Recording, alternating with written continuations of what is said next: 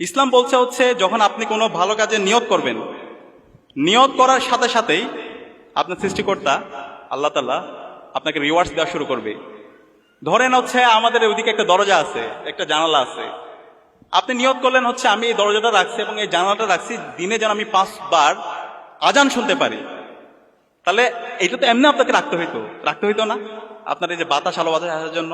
কিন্তু আপনি নিয়ত করছেন না আমি এই দরজা এবং জানালা রাখছি যেন 5 বার দিনে আমি মসজিদ থেকে মধুর আজানের ধ্বনি শুনতে পাই। তো এই দরজা এবং জানালা যতদিন থাকবে, যতদিন মসজিদে আজান হবে, ততদিন আপনি সওয়াব পাতি থাকবে। সুবহানাল্লাহ। এই কারণে আমরা এরকম নিয়ত করবো, আমাদের নিয়তগুলো যেন অনেক বড় হয়। আপনি যখন নিয়ত করবেন, নিয়ত করার পর থেকে আপনার রিওয়ার্ডস, আপনার সওয়াব আপনি পাইতে থাকবেন ইনশাআল্লাহ। ঠিক আছে? তো এই কারণে আমাদের এই নিয়তে পরিশুদ্ধ থাকা দরকার। প্রিয় শিক্ষার্থী ভাই এবং বোনেরা, পৃথিবীতে কয়েকজন মানুষ আছে যারা পুরো পৃথিবীকে নতুনভাবে আলোড়িত করেছিল। এর মধ্যে একজন হচ্ছে তুরস্কের নাজিমুদ্দিন এরবাকান। আপনারা কি ওনার নাম শুনেছেন? মানে একজন মানুষ চাইলে যে একটা নেশনকে অনেক উঁচুতে নিয়ে যেতে পারে, এরকম কয়েকজন মানুষের এক্সাম্পল আমি আপনাদেরকে দেব। এর মধ্যে একজন হচ্ছে নাজিমুদ্দিন এরবাকান, তুরস্কের। এই নাজিমুদ্দিন এরবাকান তিনি তুরস্কের মেকানিক্যাল ইঞ্জিনিয়ারিং এ একটা ইউনিভার্সিটিতে পড়াশোনা করেছে, মিডল ইস্ট টেকনোলজিক্যাল ইউনিভার্সিটিতে। এবং ওখানে পড়াশোনা করার পরে তিনি তার সায়েন্স টেকনোলজিতে তিনি এত বেশি এক্সপার্ট হয়েছিল, পরবর্তীতে তিনি এমন কিছু আবিষ্কার নিয়ে এসেছিল, এমন কিছু ইঞ্জিনের আবিষ্কার করেছিল 1950-55 সালের দিকে, যার মাধ্যমে পুরো পৃথিবী আলোড়িত হয়েছিল। পুরো পৃথিবী তুরস্কের এই ইনোভেশন দেখে তারা অবাক হয়ে গিয়েছিল। এবং তুরস্কের রাষ্ট্রে এই নাজিমুদ্দিন এরবাকানের উপর ভিত্তি করে পরবর্তীতে আজকের যে তুরস্ক, আজকের যে এরদোয়ানকে দেখতে পান, আজকে যে তুরস্কের যে সায়েন্স টেকনোলজিতে ডেভেলপ করা, আজকে যে তুরস্কের ইকোনমিতে ডেভেলপ করা এবং তুরস্কে মুসলিম বিশ্বগুলোতে নেতৃত্ব দেওয়া, এই সব কিছু নাজিমুদ্দিন এরবাকানের হাত ধরে তৈরি হয়েছে।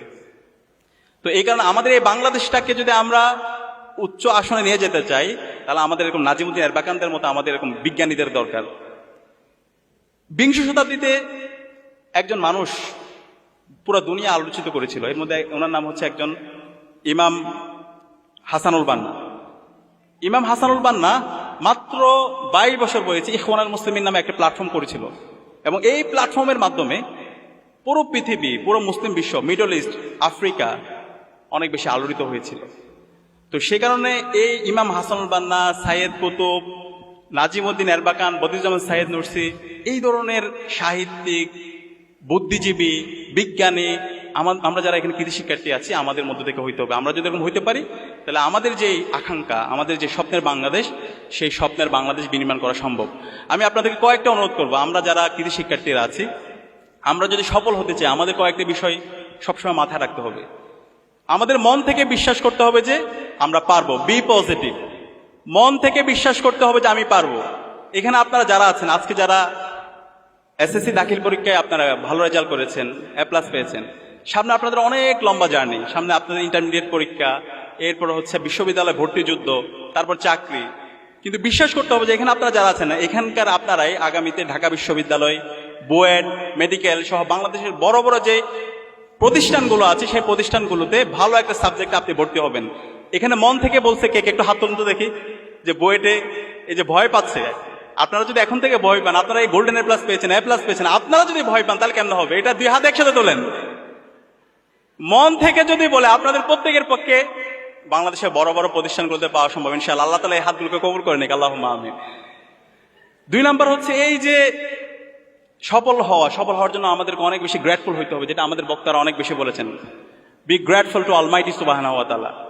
আমাদের সৃষ্টিকর্তার প্রতি অনেক বেশি কৃতজ্ঞ হইতে হবে। আমরা যদি মুসলমান হই, আমাদের আল্লাহর প্রতি অনেক বেশি কৃতজ্ঞ হইতে হবে। আল্লাহর কাছে আমাদেরকে বলতে হবে, 5 ওয়াক্ত নামাজ আমাদের কাছে বলতে হবে, এবং যদি পারি মাঝে মধ্যে একটু নফল ইবাদত করা, শেষ সাথে কিয়ামুল লাইল করা, তাহাজ্জুদের নামাজে গিয়ে আল্লাহর কাছে বলা।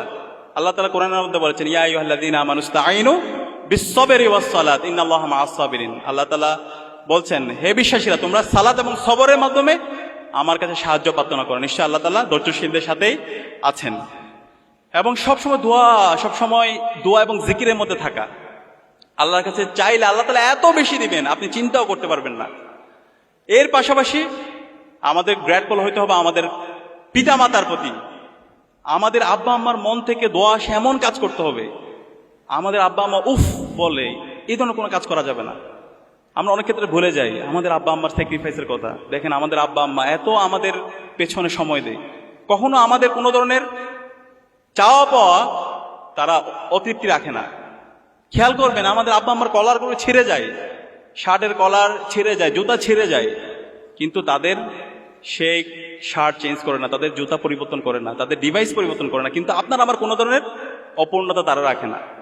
তো আব্বা আম্মার মন থেকে দোয়া আসে, সেই ধরনের কাজ করতে হবে। আব্বা আম্মা যদি মন থেকে দোয়া করে, তাহলে এই পৃথিবীতে এমন কেউ নাই আপনাকে দমায় রাখতে পারবে। আমরা কি পারবো ইনশাআল্লাহ আমাদের আব্বা আম্মার মন থেকে দোয়া আসে এমন কাজ করার? ইনশাআল্লাহ। এবং এর পাশাপাশি আমাদের যারা পাড়া প্রতিবেশী আছে, আমাদের যারা আত্মীয় স্বজন আছে, তাদের মন থেকে দোয়া আসে এমন কাজ করতে হবে, তাদের প্রতি অনেক কৃতজ্ঞ হইতে হবে। আমাদের বন্ধু বান্ধব যদি কেউ একটু অসুস্থ হয়, তাদের একটু খোঁজ খবর নিতে হবে। এই ধরনের ছোট ছোট কাজ, সেটা আপনাকে অনেক উঁচুতে নিয়ে যাবে, আল্লাহ তাআলা অনেক মর্যাদা আসীন করবে। এর পাশাপাশি আমাদের কি হতে হবে? Consistent, B consistent. আমরা অনেক ক্ষেত্রে এই যে এখন A+, গোল্ডেন A+ পেয়ে মনে করি যে আমরা অনেক কিছু করে ফেলছি, কিন্তু ভাই এইটা আপনার লাইফের নতুন একটা জার্নি শুরু হচ্ছে। আলহামদুলিল্লাহ একটা সফল হয়েছেন, আরো অনেকগুলো স্টেজ আছে। সেই স্টেজগুলোকে সফল হওয়ার জন্য আপনাদের জীবনের এই কনসিস্টেন্সি থাকতে হবে, পড়াশোনার একটা রুটিন থাকতে হবে। এবং সেই জায়গায় আমি আপনাদেরকে অনুরোধ করব, এটা আমি সব জায়গায় বলি, ইসলামী ছাত্র শিবির অসাধারণ একটা আমরা রিপোর্ট সিস্টেম ডেভেলপ করেছি। ইসলামী ছাত্র শিবিরের রিপোর্টটা দেখছেন কে? একটু হাত তুলুন তো এখানে। আমাদের আপুদের জন্য আছে এবং ভাইদের জন্য তো নিশ্চয়ই আছে। এই রিপোর্ট সিস্টেমটা যদি আপনি রাখতে পারেন, আপনার সেলফ ডেভেলপমেন্ট ইন্ডেক্সটা ক্রমাগত ঊর্ধ্বমুখী হবে। আমাদের এই রিপোর্টটা 24 ঘন্টার হিসাব আপনি ওখানে রাখতে পারবেন। আপনার রেগুলার কোরআন পড়তে হবে, আপনারা যারা মুসলমান আছে হাদিস পড়তে হবে, যদি অন্য ধর্মাবলম্বী হন আপনার ধর্মের যেই রীতিনীতি আছে সেটা আপনাকে পড়তে হবে। এর পাশাপাশি আপনাকে রেগুলার পড়াশোনা করতে হবে, আপনাকে আমরা যারা মুসলমান আছে 5 ওয়াক্ত নামাজ পড়া, এর পাশাপাশি হচ্ছে কিছু সামাজিক কাজ করা, পত্রপত্রিকা পড়া, শরীর চর্চা করা, এবং সবার শেষে আত্মসমালোচনা। আপনি সারাদিন একটু চিন্তা করা, আমার যে কাজ, সেই কাজগুলো আমি করেছি কিনা, আমার কোনো জায়গায় গ্যাপ হয়েছে কিনা। এবং এই আপনার কাজ ফলো আপ করার জন্য আমাদের অনেক মেন্টর আছে, দায়িত্বশীল আছে, যারা আপনাকে মেন্টরিং করবে, আপনার কাজের ফলো আপ করবে, আপনাকে পরামর্শ দিবে। তো এই রিপোর্টটা আমি আপনাদেরকে সবাইকে রাখার অনুরোধ করবো। আপনার এই লাইফের কনসিস্টেন্সি, আপনার যে সফলতা, সেদিকে যদি আপনি যাইতে চান, অবশ্যই আমাদের এই রিপোর্টটা আপনারা রাখবেন। এবং এই রিপোর্ট আরেকটা অংশ হচ্ছে আপনাকে সাহিত্য অধ্যয়ন করতে হবে। এই সাহিত্য অধ্যয়নের মাধ্যমে কি হবে? আপনার নলেজের এক্সপ্লোরেশন হবে, আপনার কম্প্রিহেন্সিভ নলেজ তৈরি হবে। অনেক ক্ষেত্রে যেটা হয়, আমরা আমাদের যে বুকিশ নলেজগুলো আছে, পুঁথিগত জীবে বিদ্যা, সেটা কিন্তু আমাদের নলেজের জন্য সাফিসিয়েন্ট না। তো এই যে আপনাকে ডাইভার্সিফাইড নলেজ, কম্প্রিহেন্সিভ নলেজ, দেশ দুনিয়া সম্পর্কে জানা, সমাজনীতি সম্পর্কে জানা, রাষ্ট্রনীতি সম্পর্কে জানা, অর্থনীতি সম্পর্কে জানা, পুরো দুনিয়া সম্পর্কে জানা, এই জানার জন্য আমাদের অসাধারণ একটা সিলেবাস সিস্টেম আছে, বই আছে। তো সেগুলো যদি আপনি অধ্যয়ন করেন, তাহলে আপনি দেখবেন আপনার একটা ডাইভার্সিফাইড, আপনার একটা হলিস্টিক নলেজ আপনার মধ্যে তৈরি হবে। তো আমি আপনাদেরকে আপনার কনসিস্টেন্সি, আপনার সফলতার জন্য আমাদের যে অসাধারণ রিপোর্ট, এবং এই রিপোর্টটা আপনাদেরকে সংগ্রহ করার অনুরোধ করবো, এবং আমাদের মেন্টর যারা আছে, দায়িত্বশীল যারা আছে, তাদের সাথে আপনাদেরকে কানেক্ট হওয়ার চেষ্টা অনুরোধ করব। চতুর্থত যে বিষয়টা বলবো, বি হাম্বল। সফলতার জন্য সবচেয়ে গুরুত্বপূর্ণ যেটা, বিনয়ী হইতে হবে। অনেক ক্ষেত্রে যেটা হয়, আমরা যারা একটু সম্ভ্রান্ত পরিবার থেকে আসছি, আমরা যারা ঢাকায় পড়াশোনা করতেছি, ভালো কলেজে চান্স পাবো সামনে, ভালো রেজাল্ট করেছি, অহংকার চলে আসে। বিশ্বাস করেন, এই অহংকার আপনার পতনের কারণ হবে। অহংকারী হওয়া যাবে না।